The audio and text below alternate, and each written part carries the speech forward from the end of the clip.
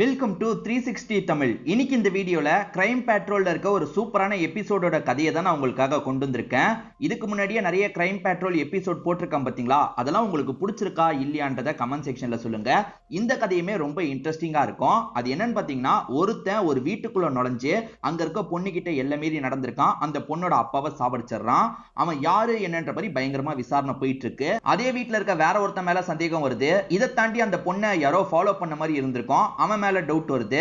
இதை தாண்டி அந்த பொண்ணுக்கு ஒரு பாய் ஃப்ரெண்ட் இருப்பாங்க. அந்த பாய் ஃப்ரெண்ட் மேல சந்தேகம் வருது. இதை தாண்டியும் இன்னும் நிறைய பேர் மேல சந்தேகம் வருது. கடைசியில யார் தான் இந்த விஷயத்தை பண்ணாங்கன்னு ஒரு கேள்வி இருக்குல்ல, அதுக்கு பதில் சொல்றது தான் இந்த கதை. ரொம்பவே இன்ட்ரெஸ்டிங்கா கொண்டு போயிருப்பாங்க. நிறைய ட்விஸ்ட் அண்ட் டர்ன்ஸ்லாம் வச்சிருப்பாங்க. உங்களுக்கு பிடிக்கும்னு நம்புறேன். எக்ஸ்பிளனேஷனுக்குள்ள போறதுக்கு முன்னாடி வீடியோக்கு ஒரு லைக் போடுங்க. இந்த எக்ஸ்பிளனேஷன் பிடிச்சிருந்ததுன்னா ஐப்ன்ற ஆப்ஷனை கிளிக் பண்ணி சப்போர்ட் பண்ணுங்க. மேற்கொண்டு பேசி டைம் வேஸ்ட் பண்ணாம நம்ம நேரடியா ஃபுல் எக்ஸ்பிளனேஷனுக்குள்ள போயிடலாம். பின்னாடி நடக்க போறத முன்கூட்டியே காட்டுவாங்க பாத்தீங்களா, அந்த மாதிரி ஒரு விஷயத்தை காட்டுறாங்க.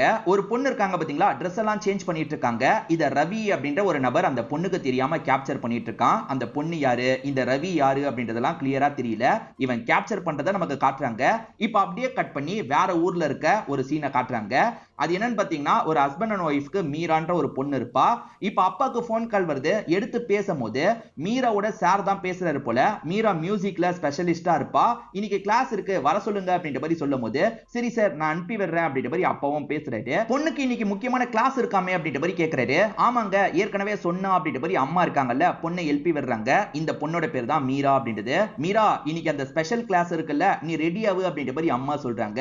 இந்த பொண்ணுமே பக்காவா ரெடி ஆயிடுறா. அதாவது சாரி எல்லாம் கட்டி ரெடி ஆயிடுறா. இந்த பொண்ணுக்கு ஏறக்குறைய 16 வயசு கிட்ட தான் ஆகுது. இப்ப அப்பாவும் சாரியில பார்த்து சந்தோஷப்படுறாரு. மகாலட்சுமி மாதிரி இருக்கமா அப்படின்ற மாதிரி சொல்லிட்டாரு. பார்த்து பத்திரமா போயிட்டு வந்துடணும் அப்படின்ற மாதிரி பொண்ணை இங்க இருந்து அனுப்பி விடுறாரு. அப்படி அனுப்பி விடுறவரு லைட்டா சோகமா முகத்தை வைக்கிறாரு. என்னாச்சுங்க அப்படின்ற மாதிரி ஒய்ஃப் கேக்குறாங்க. நமக்கு பெண் பிறந்திருக்கால, இவளை கட்டி கொடுக்கிற வரைக்கும் மனசுக்குள்ள கொஞ்சம் பயம் இருக்கதான் செய்யும்ன்ற மாதிரி சொல்றாரு. அதெல்லாம் பயப்படாதீங்க அப்படின்ற மாதிரி ஒய்ஃப் சொல்றாங்க. இந்த பொண்ணு மாதிரியே நிறைய பொண்ணுங்க ஆட்டோ பிடிச்ச மாதிரி கிளம்பிட்டு இருக்காங்க. ரெகுலரா இந்த ஆட்டோ டிரைவர் தான் வருவாரா என்னன்னு தெரியல. இப்ப வந்திருக்கவரு கொஞ்சம் குறுகுறுன்னு பாக்குற மாதிரி நமக்கு காட்டுறாங்க. இந்த பொண்ணுங்க அதை பெருசா எடுத்துக்க மாட்டாங்க. இவளோட ஃப்ரெண்ட் ஒருத்தி இருக்கா பாத்தீங்களா, நீ செம்மையா இருக்க அப்படின்ற மாதிரி சொல்றா. எத்தனை பசங்க இன்னைக்கு லவ் லெட்டர் தர போறாங்களோ தெரியல அப்படின்ற மாதிரிலாம் கிண்டல் பண்ணிட்டு இருக்கா. சும்மா இருடி அப்படின்ற மாதிரி இந்த பொண்ணுமே கிளாஸுக்காக கூட்டு போயிடுறா. அதாவது இவங்க கிளாஸுக்காக ஒரு இடத்துக்கு போவாங்க பாத்தீங்களா, அந்த இடத்துக்கு வந்துடுறாங்க. ரெண்டு பேருமே அந்த மாஸ்டர் சொல்ற மாதிரி பிராக்டிஸ் எல்லாம் எடுத்துட்டு இருக்காங்க. இந்த பொண்ணுமே பாராட்டெல்லாம் வாங்கிட்டு இருக்கா. இப்ப எல்லாம் முடிஞ்சு இவங்களுமே கிளம்பலான்னு யோசிக்கிறாங்க. ஏற்கனவே எடுத்தத வீடியோவா பேரண்ட்ஸ்க்கு அனுப்பியிருப்பாங்க போல. பேரண்ட்ஸ் அதை பார்த்து சந்தோஷப்பட்டு இருக்காங்க. எப்படியும் பொண்ணு கொஞ்ச நேரத்துல வந்துருவா அப்படின்ற மாதிரி பொண்ணுக்காக வெயிட் பண்ணிட்டு இருக்காங்க. இப்ப பொண்ணு இருக்காங்க பாத்தீங்களா, ஆட்டோல ஒரு இடத்துக்கு வந்து இறங்குறாங்க. இப்பயும் அந்த ஃப்ரெண்டு கிட்ட பேசிட்டு தான் கிளம்புறாங்க. இப்ப இந்த பொண்ணு வீட்டுக்கு போலான்னு நினைக்கும் போது ஒரு பையன் பைக்ல இந்த இடத்துக்கு வந்துடுறான். உனக்கு ரொம்ப நாளா இதை தரணும்னு நினைச்சேன்ற மாதிரி ஒரு கிஃப்ட தரான். அதாவது கார்டு மாதிரி தருவாங்கல்ல, அந்த மாதிரி தரான். சீக்கிரமா உன்னோட முடிவை சொல்லுன்ற மாதிரி கார்டை தந்துட்டு அவன் கிளம்பி போயிடுறான். இந்த பொண்ணுக்கு லைட்டா அந்த பையனை பிடிக்கும் போல, அதனால கார்டை வாங்கிக்கிறா. சரி வீட்டுக்கு போலான்ற மாதிரி வீட்டை நோக்கி நடக்க ஆரம்பிக்கிறா. அப்பன்னு பார்த்து யாரோ இந்த பொண்ணை அட்டாக் பண்ற மாதிரி காட்டுறாங்க. இப்ப அப்படியே இந்த பொண்ணு வீட்டுல இருக்க மாதிரி காட்டுறாங்க. எவனோ ஒருத்தன் அட்டாக் பண்ணி எல்லை மீறி நடந்திருக்கான் போல. அதாவது எல்லை மீறி நடந்து சாவடிக்கிறதுக்கு அட்டாக் பண்ணிருப்பான். ஆனா இந்த பொண்ணு தப்பிச்சிருப்பா. ஆளுங்க பார்த்து போலீஸ்க்கு தகவல் கொடுக்கிற மாதிரி கால் பண்ண போயிருப்பாங்க. அதனால அவனுமே அங்க இருந்து ஓடி இருப்பான். இதுதான் நடந்ததுன்னு பொண்ணு சொல்றா. இப்ப ஒய்ஃப் இருக்காங்கல்ல, எங்க நம்மளுமே கம்ப்ளைண்ட் கொடுக்கலான்ற மாதிரி சொல்றாங்க. ஆனா இது கேட்கிற ஹஸ்பண்ட் வேணான்ற மாதிரி சொல்லிட்டாரு. ஏன்னா இது மட்டும் கம்ப்ளைண்டா ஃபைல் ஆச்சுன்னா நம்ம பொண்ணோட லைஃபே ஸ்பாயில் ஆயிடும். நம்ம பொண்ணை பத்தி வாய்க்கு வந்ததை பேசிட்டு இருப்பாங்க. அதுக்கப்புறம் பொண்ணுக்கு கல்யாணம் எதுவுமே பண்ண முடியாது. நான் சொல்றதை கேளு, அமைதியா இருன்ற மாதிரி ஒய்ஃபை கண்ட்ரோல் பண்றாரு. ஒய்ஃபுமே இந்த விஷயத்தை புரிஞ்சுக்கிறாங்க. இப்ப அப்பா இருக்கார்ல, நடந்த விஷயத்தை கனவா நினைச்சு மறந்துருமா, தயவு செஞ்சு அதை பத்தி இதுக்கப்புறம் நீ யோசிச்சு கூட பார்க்காதன்ற மாதிரிலாம் சொல்றாரு. அப்பன்னு பார்த்து போலீஸ் இந்த இடத்துக்கு வந்துடுறாரு. ஏற்கனவே அந்த சிச்சுவேஷனை பார்த்தாங்கல்ல, அதாவது ஒருத்தன் ஓடி போனதை, இந்த பொண்ணு பாதிக்கப்பட்டதை பார்த்தாங்கல்ல, அவங்க போலீஸ் கிட்ட சொல்லியிருக்காங்க போல. போலீஸ்மே நீங்க அபிஷியலா கம்ப்ளைண்ட் தாங்கன்ற மாதிரி கேட்கிறாரு. என்னன்னு சார் கம்ப்ளைண்ட் தர சொல்றீங்க, இதை மட்டும் நான் கம்ப்ளைண்டா தந்தனா எல்லாருமே என்னோட பொண்ணை பத்தி தான் பேசிட்டு இருப்பாங்க. அந்த மாதிரி விஷயங்கள்லாம் வெளியே வரதுல எனக்கு அவசியம் இல்லை சார், எனக்கு விருப்பம் இல்லை சார், நீங்க கிளம்புங்கன்ற மாதிரி சொல்லிட்டாரு. இல்ல சார் குற்றவாளி ஃப்ரீயா நடமாடுவான், அவனை பிடிக்கணும்னா நீங்க கம்ப்ளைண்ட் தரணும் அப்படின்ற மாதிரிலாம் கேட்கிறாரு. இல்ல சார் கம்ப்ளைண்ட்லாம் தர நான் விரும்பல அப்படின்ற மாதிரி இவருமே போலீஸை பேசி இங்க இருந்து அனுப்பி வச்சிடுறாரு. இப்ப 6 மாசம் கழிச்சு வேற ஸ்டேட்ல நடக்கிறத காட்டுறாங்க. இப்ப ஷால்னின்ற ஒரு பொண்ணு இருக்காங்கல்ல, இவங்களோட ஃப்ரெண்ட்ஸ் கூட சர்வீஸ் பண்றதுக்காக ஒரு இடத்துக்கு வந்துட்டு இருக்காங்க. அப்படி வர வழியில திடீர்னு 2 பசங்க பைக்ல வந்து இவங்க கிட்ட கலாட்டா பண்ண ஆரம்பிக்கிறாங்க. அதாவது இவங்களை மறைச்ச மாதிரி நில்லுன்ற மாதிரி ஷால் எல்லாம் புடிச்சு இழுத்துட்டு இருக்காங்க. யாரா நீங்க, இங்க இருந்து போங்கன்ற மாதிரி இவங்களுமே தடுத்து சண்டெல்லாம் போட்டுட்டு இருக்காங்க. அப்பன்னு பார்த்து இந்த ஷாலினியோட ஃப்ரெண்ட்ஸ் 2 பேர் வந்துடுறாங்க. ஒரு பையன் ஒரு பொண்ணு. இப்ப அவங்க 2 பேர் வந்ததுனால பைக்ல வந்த பசங்க போயிடுறாங்க. அந்த 2 பேருமே கம்ப்ளைண்ட் கொடுக்கலான்ற மாதிரி சொல்லிட்டாங்க.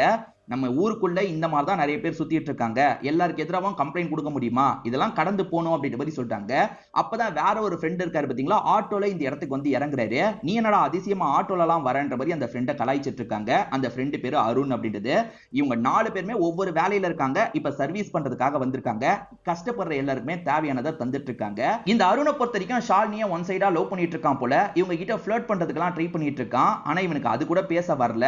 ஒரு ஸ்டேஜ்ல ஷாலினியை நான் கிளம்புறேன்ற மாதிரி இவங்களோட வீட்டை நோக்கி கிளம்ப ஆரம்பிக்கிறாங்க.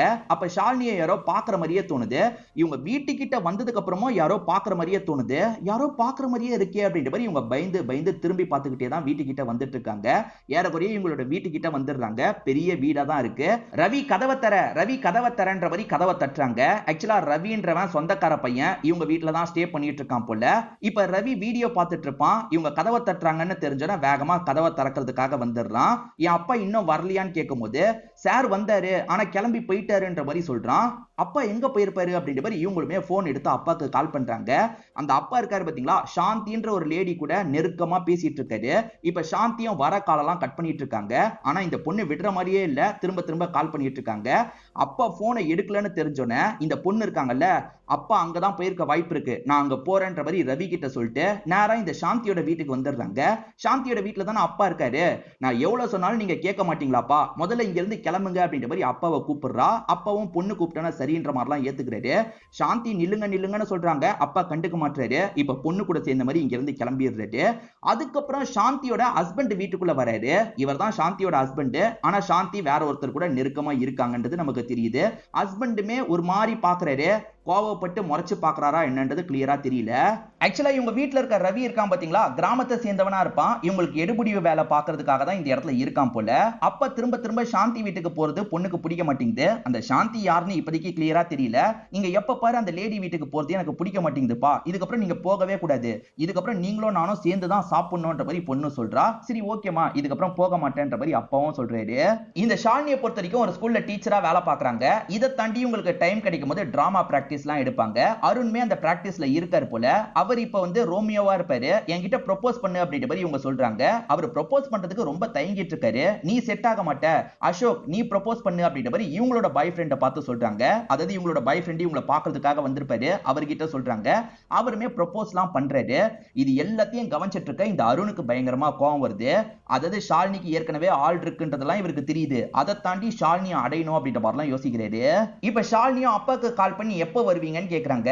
இன்னைக்கு வேலை முடிய லேட் ஆகுமா, நீ சாப்பிட்டு படுன்ற மாதிரி சொல்றாரு. இல்ல இல்ல, நீங்க வந்ததுக்கு அப்புறம் தான் நான் சாப்பிடுவேன்ற மாதிரி ஷாலினி சொல்றாங்க. அதே சமயம் இங்க வேலை பார்க்குற ரவி வந்து ஸ்வீட் வாங்குறதுக்காக வெளியே போயிருப்பான். இப்ப வீட்டுல இவங்க மட்டும் தான் இருக்காங்க. ட்ரெஸ் எல்லாம் சேஞ்ச் பண்றாங்க. இவங்களோட பாய் ஃப்ரெண்ட் பேரு அசோக்னு சொன்ன பாத்தீங்களா, அந்த அசோக் கிட்ட பேசிட்டு இருக்காங்க. இப்ப கிச்சன்ல வேலை எல்லாம் பார்த்துட்டு இருக்கும் போது வீட்டுக்குள்ள யாரோ நுழைஞ்ச மாதிரியே இவங்களுக்கு தோணுது. யாரு நுழைஞ்சான்னு சுத்தி முத்தி பாக்குறாங்க. யாரோ ஒருத்தர் நுழைஞ்சிருக்காரு போல. அவர் இஷ்டத்துக்கு இவங்களை அட்டாக் பண்ண ஆரம்பிக்கிறாரு. இவங்களுமே தப்பிக்கிறதுக்கு பயங்கரமா ட்ரை பண்ணிட்டு இருக்காங்க. ஆனா அந்த நபர் இருக்கார்ல, ஒரு ஸ்டேஜ்ல இவங்களை அட்டாக் பண்ணிடுறாரு. இப்ப அப்படியே கட் பண்ணி போலீஸ் இந்த இடத்துக்கு வந்த மாதிரி காட்டுறாங்க. ஷாலினி மட்டும் கொல்லப்படல, ஷாலினியோட அப்பாவும் கொல்லப்பட்டிருக்காரு. போலீஸ்க்கு தகவல் கொடுத்தது யாருன்னு பாத்தீங்கன்னா ரவி தான். ரவி ஸ்வீட் வாங்கிட்டு வரும்போது இந்த விஷயத்தை பார்த்தன்ற மாதிரி போலீஸுங்க கிட்ட சொல்லியிருப்பான். போலீஸுங்களும் என்ன நடந்திருக்க வாய்ப்பு இருக்குன்ற மாதிரி யோசிக்கிறாங்க. அந்த பொண்ணு வரும்போதே கூட கில்லர் உள்ள இருந்திருக்கலாம். வந்தவன் முதல்ல பொண்ணை அட்டாக் பண்ணிருக்கலாம். அதுக்கப்புறம் அப்பா வந்தோன்னா அப்பாவையும் அட்டாக் பண்ணிருக்கலாம் அப்படின்ற மாதிரிலாம் யோசிக்கிறாங்க. சோ ஷாலினி கிட்ட அவன் எல்லா மீறி நடந்திருக்கான். அதே மாதிரி சைக்கோ மாதிரி சாப்பாடை போட்டு சாப்பிட்டிருக்கான். ரத்த கறியோட சாப்பிட்டிருக்கான்றது உங்களுக்கு தெரிய வருது. சோ இத பண்ணவன் சாதாரண ஆள் கிடையாது. ஒரு மாதிரி சைக்காட்டிக்கா பாதிக்கப்பட்டவனா தான் இருக்கும்ன்ற மாதிரி யோசிக்கிறாங்க. எக்ஸாக்ட்டா எப்படி இது நடந்திருக்கும்ன்றதை இவங்களால கணிக்க முடியல. அவங்க வீட்டுல தனியா இருந்தாங்கன்னா கதவை லாக் பண்ணி தானே வச்சிருப்பாங்க. அப்புறம் எப்படி அவன் உள்ள வந்திருப்பான்? சோ தெரிஞ்ச யாரோ இதை பண்ணிருக்க வாய்ப்பு இருக்குன்ற மாதிரி இவங்களுக்கு இந்த ரவி பக்கம் டவுட் திரும்ப ஆரம்பிக்குது. ரவியை பொறுத்த வரைக்கும் நான் ஸ்வீட் வாங்குறதுக்கு தான் உண்மையா போனேன்னு சொல்றான். பொய் சொல்லாத, நீ போனை கூட எடுத்துட்டு போல, டவர் ரேஞ்சை வச்சு எங்களால கண்டுபிடிக்க முடியாது, நீ தானே போற மாதிரி பாவலா பண்ணிட்டு உள்ள வந்து அட்டாக் பண்ண, ஒழுங்கா சொல்லுன்னு கேக்குறாங்க. சார் சத்தியமா எனக்கும் இதுக்கும் சம்பந்தமே இல்லன்ற மாதிரி சொல்றான். இப்ப ஷாலினி அப்பாவை பத்தி விசாரிக்கும் போது தான் ஒரு விஷயம் தெரிய வருது. ஷாலினியோட அப்பாவோட ஒய்ஃபா தான் சாந்தி இருந்திருப்பாங்க. ஆனா ரெண்டு பேருமே பிரிஞ்சு போயிட்டாங்க. பிரிஞ்சு போனதுக்கு அப்புறமா சாந்தி இருக்காங்கல்ல, ஹஸ்பண்ட் கிட்ட சேர்றதுக்கு ட்ரை பண்ணிக்கிட்டே இருந்திருக்காங்க. இதெல்லாம் பொண்ணுக்கு பிடிக்கலன்றது தெரிய வருது. ஆக மொத்தத்துல அந்த சாந்தி கூட இவர் அஃபேர்லாம் இல்ல, ஏற்கனவே ஒய்ஃபா இருந்தவங்கள பாக்குறதுக்காக நடுவுல போவாரு போல. ஷாலினி ரெண்டு பேர் கூட சேர்ந்து சர்வீஸ் பண்ணாங்கல்ல, அந்த ரெண்டு பேர் கிட்ட கூப்பிட்டு போலீஸுங்களும் பேச ஆரம்பிக்கிறாங்க. ஷாலினிக்கு யார் கூடயாவது பிரச்சனை இருந்ததா அப்படின்ற மாதிரி கேக்குறாங்க. ஷாலினிக்குலாம் யார் கூடயும் பிரச்சனை இல்ல சார், ஆனா ரீசெண்டா ஒரு விஷயம் நடந்ததுன்ற மாதிரி அந்த விஷயத்தை சொல்றாங்க. அதாவது ஷாலினி வரும்போது ரெண்டு பேர் கலாட்டா பண்ணிருப்பாங்க, இவங்க ரெண்டு பேர் தான் அந்த இடத்துக்கு வந்து காப்பாத்திருப்பாங்க. இதுதான் சார் நடந்தது அப்படின்ற மாதிரி சொல்லிட்டாங்க. அதே மாதிரி ஷாலினியை பொறுத்த வரைக்கும் அருண் வேற ஒரு ஃப்ரெண்ட் இருக்காரு, அதே மாதிரி அசோக்னு ஒரு பாய் ஃப்ரெண்ட் இருக்காருன்ற மாதிரி சொல்லிட்டாங்க. சரி ஓகே நாங்க பாத்துக்கிறோம், நீங்க கிளம்புங்கன்ற மாதிரி அனுப்பி விடுறாங்க.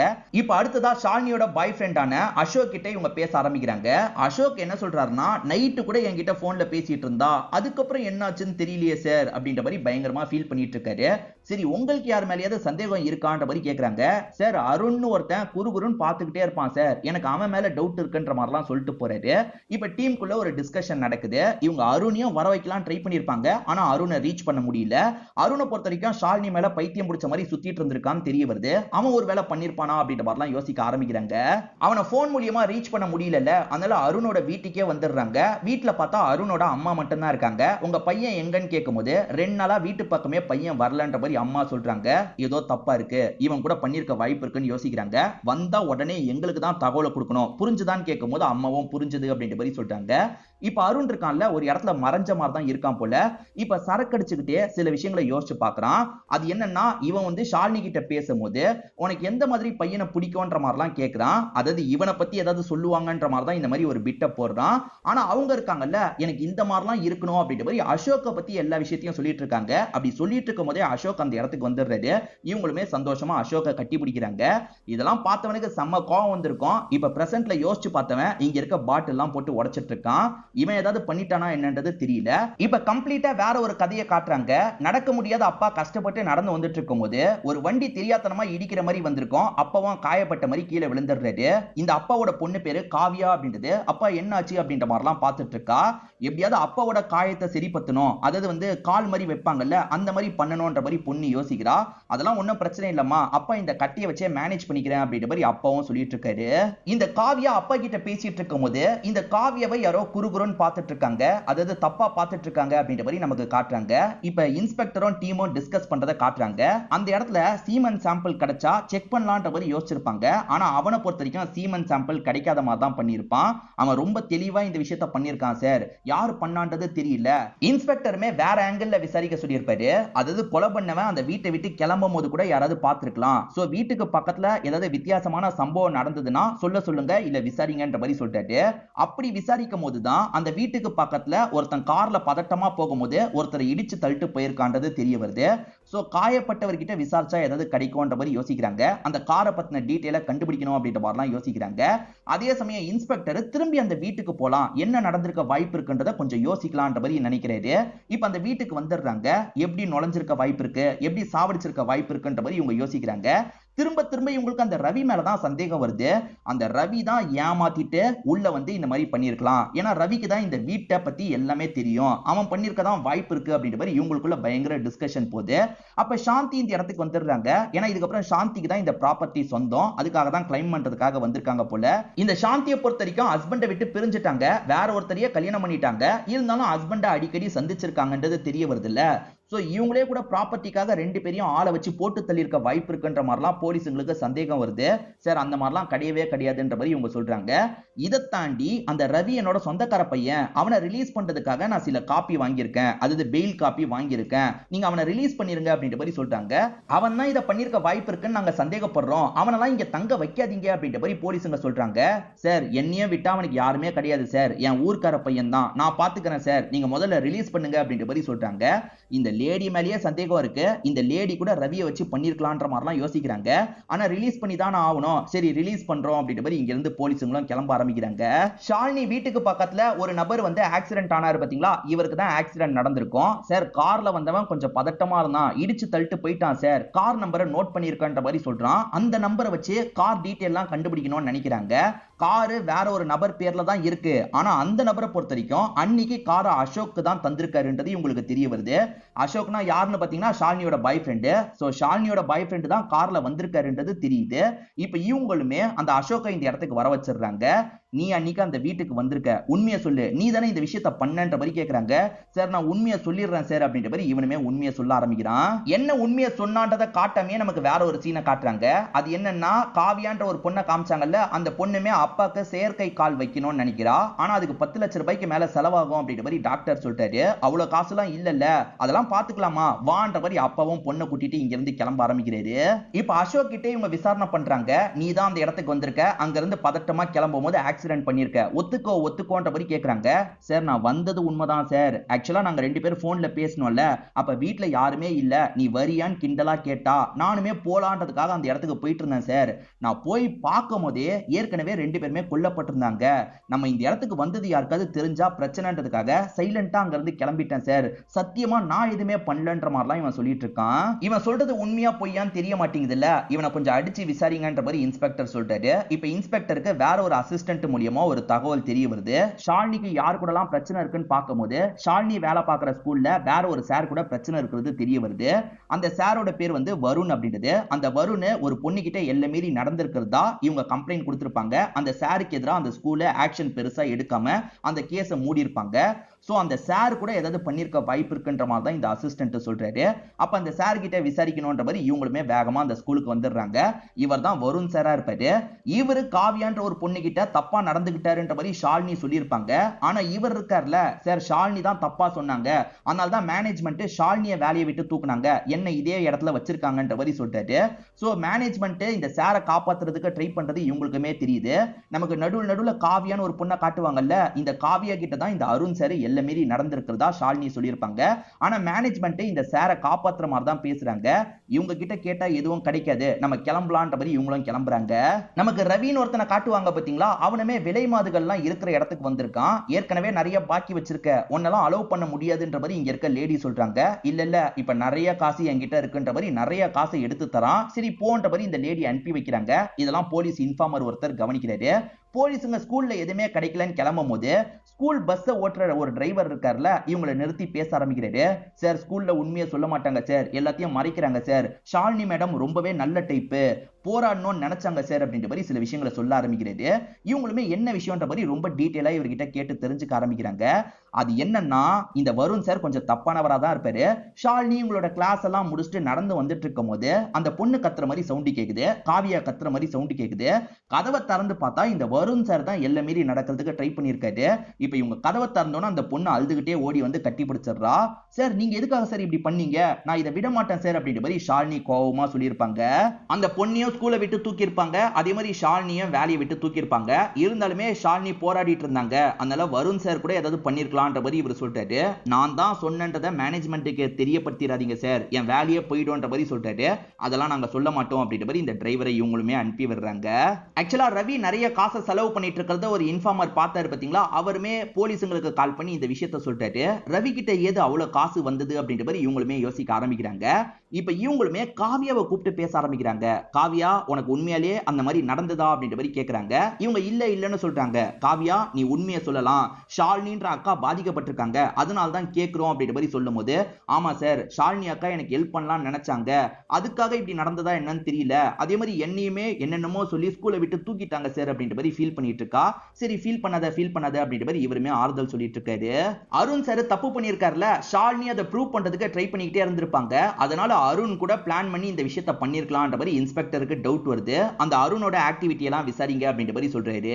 இப்ப அந்த ரவியை கஸ்டடியில எடுக்கலாம்னு பார்த்தா அந்த ரவி எங்க போனானே தெரியல. சரி சாந்தி கிட்ட போய் பேசலான்ற மாதிரி ரவியை கூட வச்சிருந்தா அந்த சாந்தியை பார்க்கறதுக்காக வந்துடுறாங்க. சாந்தி கிட்ட இந்த மாதிரி ரவி காசோட நடமாடிட்டு இருந்திருக்கான், எங்களுக்கு டவுட் இருக்கு அப்படின்ற மாதிரிலாம் சொல்லிட்டாங்க. சார் நான் தான் சார் பேங்க்ல போட சொல்லி 2 லட்சம் ரூபாய் காசு தந்தேன், ஒருவேளை அந்த காசை வச்சு அந்த இடத்துக்கு போயிட்டானா அப்படின்ற மாதிரிலாம் யோசிக்கிறாங்க. அவன் ரூமை செக் பண்ணோன்ற மாதிரி இவங்களுமே ரூம் எல்லாம் செக் பண்ண ஆரம்பிக்கிறாங்க. அப்படி செக் பண்ணும்போது அவனோட போன் ஒன்னு இருக்கு. அந்த போனை ஓபன் பண்ணி பாக்குறவங்க ஷாக் ஆயிடுறாங்க. ஏன்னா அந்த போன்ல பாக்கும்போது ஷாலினியை தப்பு தப்பா அவன் படம் பிடிச்சிருக்கான். ஸ்டார்டிங் இந்த ரவி யாரோ ட்ரெஸ் மாத்திரத்தை கேப்சர் பண்ண மாதிரி காமிச்சாங்க பாத்தீங்களா? யாரு ட்ரெஸ் மாத்திரத்தை கேப்சர் பண்ணிருப்பானா இந்த வீட்டை சேர்ந்த ஷாலினி ட்ரெஸ் மாத்திரத்தை கேப்சர் பண்ணிருப்பான். இவனுக்கு தான் நீங்க நல்லவன்ற மாதிரி சர்டிபிகேட் எல்லாம் கொடுத்தீங்களா, இவன் எங்க இருக்கான் ஒழுங்கா சொல்லுங்கன்ற மாதிரி கேட்கும்போது, சார் இவன் இப்படிப்பட்டவன் எனக்கு தெரியாது சார், அவன் எங்க போனான்றது தெரியல, சொல்ல போனா இவன் தான் ஷாலினியை சாவடிச்சிருப்பான் போல சார், எனக்குலாம் தெரியல அப்படின்ற மாதிரி சொல்லிட்டாங்க.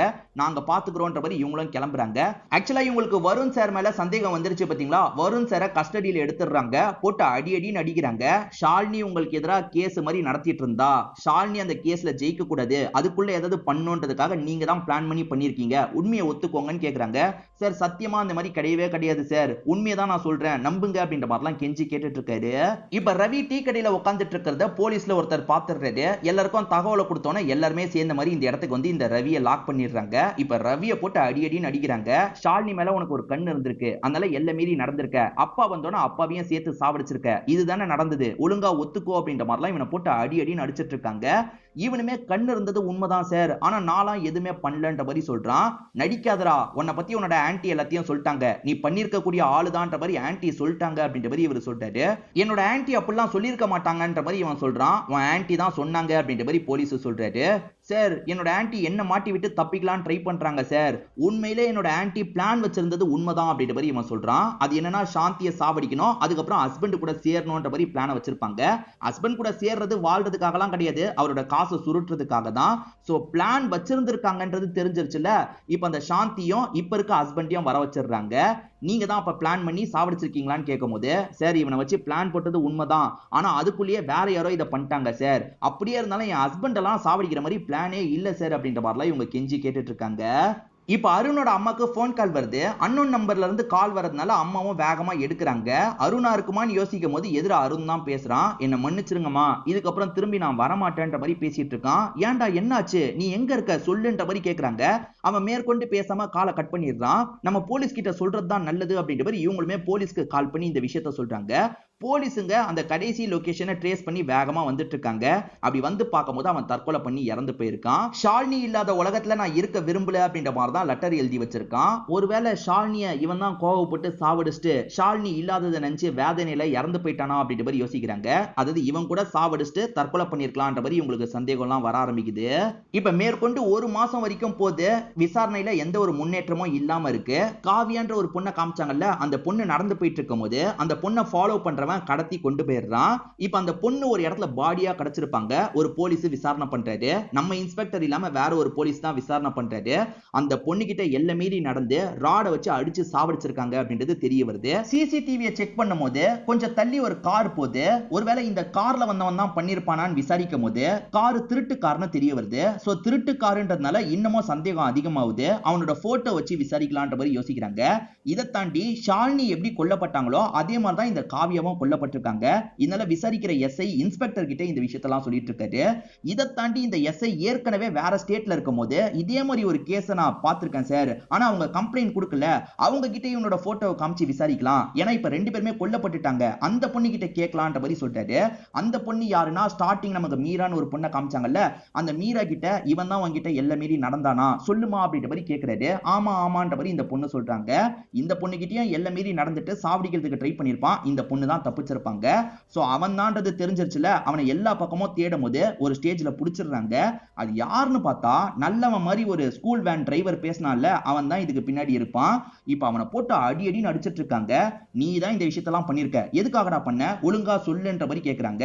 இவனை பொறுத்த வரைக்கும் வாலிப வயசுல இருந்தே இந்த மாதிரி தான் நடக்கிறவனா இருப்பான். இதுக்கு முன்னாடியே நிறைய பெண்கள் கிட்ட எல்லை மீறி எல்லாம் நடந்திருக்கான் போல. இவன் கொல்கட்டால ஆட்டோ டிரைவர் மாதிரி வேலை பார்த்திருப்பான். அப்பதான் மீரா மேல இவனுக்கு ஒரு கண்ணு வந்திருக்கும். ஆக்சுவலா இவன் ஆட்டோல இறக்கி விட்டுட்டு கிளம்புற மாதிரி கிளம்பியிருப்பான். அதுக்கப்புறம் தான் அந்த பாய் ஃப்ரெண்டு பையன் பேசிட்டு போயிருப்பான். அதுக்கப்புறம் மீரா நடந்து போகும்போது அந்த இடத்துக்கு வந்து இவன் தான் எல்லை மீறி நடந்திருப்பான். சாவடிக்கலாம் நினைக்கிறதுக்குள்ள அந்த பொண்ணு தப்பிச்சு போயிருப்பாங்க. இவனுக்கு பயம் வந்திருக்கும், வேற ஸ்டேட்டுக்கு வந்துடலான்ற மாதிரி. ஷாலினி இருக்காங்கல்ல, அந்த ஸ்டேட்டுக்கு வந்திருப்பான். ஷாலினியை யாரோ பார்த்துக்கிட்டே இருந்த மாதிரி இருந்ததுல, இவன் தான் அடிக்கடி ஷாலினியை பார்த்துக்கிட்டே இருந்திருப்பான். அப்பதான் வீட்டுல தனியா இருக்காங்க, கதவு திறந்திருக்குன்றது இவனுக்கு தெரிய வருது. எல்லை மீறி நடந்துடலான்ற மாதிரி உள்ள வந்து அட்டாக் பண்ணி எல்லை மீறி நடந்திருப்பான். அதுக்கப்புறம் சாப்பிட்டுட்டு இருக்கும் போதுதான் இந்த பொண்ணோட அப்பா அந்த இடத்துக்கு வந்துருவாரு. ஐயோ இவரையும் சாவடிக்கணும்ன்ற மாதிரி இவன் சாவடிச்சிருப்பான். வேகமா அங்கிருந்து கிளம்பி இருப்பான். காவியாவை யாரோ குறுகுறுன்னு பார்த்த மாதிரி காமிச்சாங்கல்ல, இவன் தான் குறுகுறுன்னு பார்த்திருப்பான். இவளை ஏதாவது பண்ணணும்னு யோசிக்கும் போது தனியா ஒரு வாட்டி காவியா நடந்து போயிருப்பாங்க. எல்லை மீறி நடக்கலான்ற மாதிரி இவனுமே கார்ல கடத்தி அந்த இடத்துக்கு கொண்டு வந்து அந்த பொண்ணுகிட்ட எல்லை மீறி நடந்திருப்பான்.